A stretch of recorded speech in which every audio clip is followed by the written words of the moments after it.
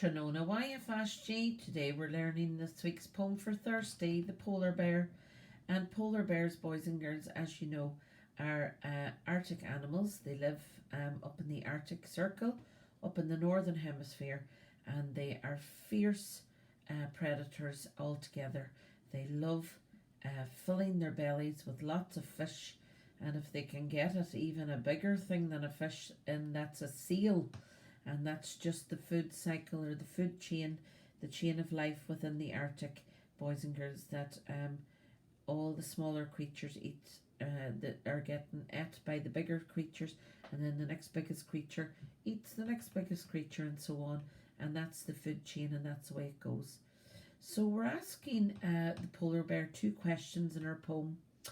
Polar bear, where will you sleep? And he will answer, I will sleep in my cave until I'm ready to eat. So he stays in when he's had enough, and he has a big meal, he stays inside and lets that all work through before he eats again. So let's ask him that question in verse 1 again. Polar bear, where will you sleep?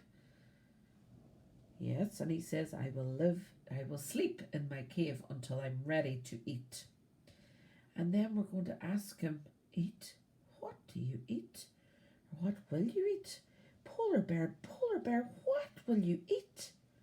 I will eat a big seal for my morning treat. So he's going to go off fishing and looking over the ice caps, and sometimes he uses powerful claws at a little blowhole that may have appeared on the ice, or sometimes he pounds it so hard with his big powerful paws and legs, boys and girls, and he cracks through the ice and stands and waits until an innocent little seal comes along, and then he snatches it up with his powerful claws and eats it up for his morning treat. So practice that all together. Polar bear, where will you sleep? I will sleep in my cave until I'm ready to eat. Polar bear, what will you eat? I will eat a big seal for my morning treat. So have a go at that now Thursday and say it confidently, standing up, smiling and telling mum and dad this is what you know and that you've learnt all the words of your little poem. Thank you.